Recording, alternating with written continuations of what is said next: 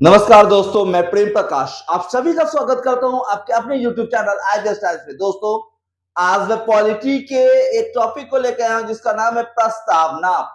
इससे रिलेटेड एक दो क्वेश्चंस एग्जाम्स में जरूर आते हैं दोस्तों। तो चलिए हम लोग उस टॉपिक्स को देखते हैं। तो कौन सा टॉपिक देखते हैं दोस्तों? प्रस्तावना।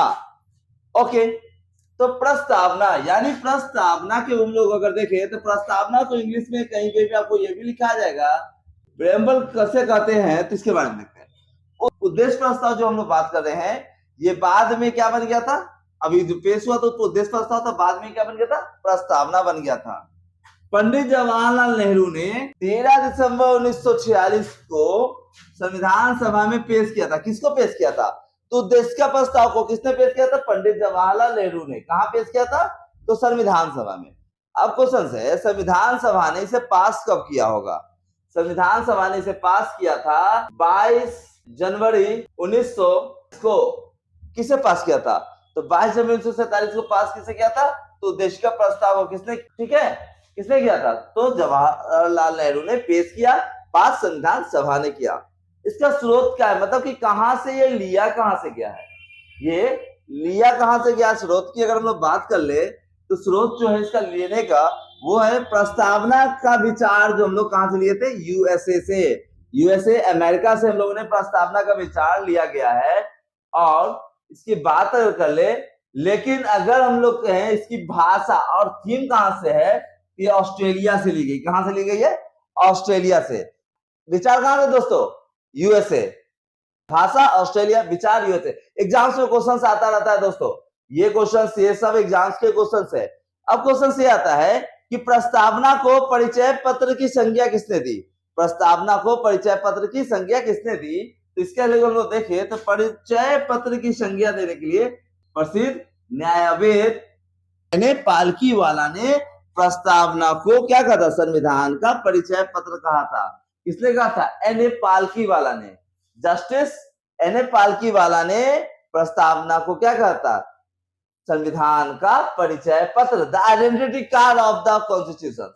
किसने कहा था भाई? तो एन ए पालकीवाला ने। ओके दोस्तों, ये हमारा है, इसका स्क्रीनशॉट है। फिर मैं जल्दी से इसको और बताता हूं। चलिए दोस्तों शुरू करते हैं। इसके कुछ मुख्य शब्दों के बारे में हम लोग बात कर लेते हैं जो एग्जाम्स में ऑलवेज पूछ बैठता है कि कौन कौन से मुख्य शब्द है। तो उसमें हम लोग सबसे पहला आता है संप्रभुता। संप्रभुता होता क्या है? तो भारत अपने आंतरिक और बाहरी फैसले लेने के लिए पूरी तरह आजाद है। संप्रभुता मतलब क्या होता है कि भारत अपने बाहरी और आंतरिक, यानी कि बाहरी और आंतरिक फैसले लेने के लिए क्या है? पूरी तरीके से आजाद है। दूसरा वर्ड है हमारा समाजवादी। कहता है भारत में लोकतांत्रिक समाजवाद है। भारत एक ऐसी समाजवाद है, लोकतांत्रिक समाजवाद है, जिसका मुख्य उद्देश्य क्या होता है? गरीबी, बीमारी और अवसर की समानता को खत्म करना। क्या होता है? गरीबी, बीमारी और अवसर की समानता को क्या कर देना है? खत्म करना है। उसके बाद है पंथ निरपेक्ष।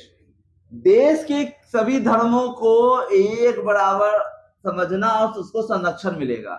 कोई भी धर्म छोटा है ना कोई भी धर्म बड़ा है। उसके बाद आता है लोकतंत्रात्मक।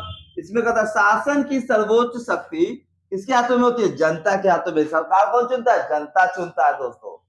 फिर उसी तरह हमारा आता है गणराज्य। भारत का जो राष्ट्राध्यक्ष होगा वह वंशानुगत नहीं होगा, वह बल्कि जनता द्वारा चुना जाएगा। सिंपल सा बात है कि भारत का जो राष्ट्राध्यक्ष होगा वो वंशानुगत ना होके वो जनता द्वारा चुना जाएगा, क्योंकि हमारे देश कौन सा है? तो हमारा देश लोकतांत्रिक है प्लस गणराज्य, दोनों ही वर्ड्स के लिए यूज करते हैं। ओके दोस्तों, तो इस चीज का देखें, इसका स्क्रीनशॉट ले। चलिए दोस्तों इसके कुछ मुख्य बिंदुओं को और देख लेते हैं। इसमें हम लोग कहते हैं न्याय शब्द जो बात करता है। तो न्याय, इसमें 3 प्रकार के न्याय के शब्दों के बारे में किया गया। पहला सामाजिक, आर्थिक और राजनीतिक न्याय। किसके बारे में? कितने न्याय के बारे में बोला गया? 3 तरीके के।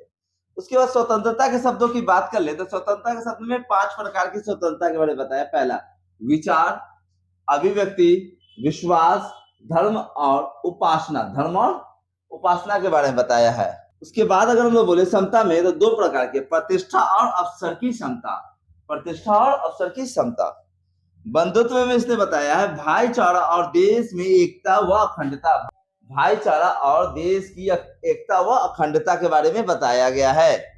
इसके बारे में अगर हम लोग नेक्स्ट में देखते हैं तो अब तक इसमें जो कहा जाता है कि 42वें संविधान संशोधन की अगर हम लोग बात करें तो इसमें अब तक कहा जा सकता है कि अब तक मात्र एक बार क्या किया गया है, संशोधन। इसमें अब तक मात्र कितने बार संशोधन किया गया है, एक बार क्या किया गया, संशोधन किया गया है। और उसमें 3 शब्द जोड़े गए। संशोधन में कितने शब्द हुए, 3। समाजवादी, पंथ निरपेक्ष और अखंडता शब्द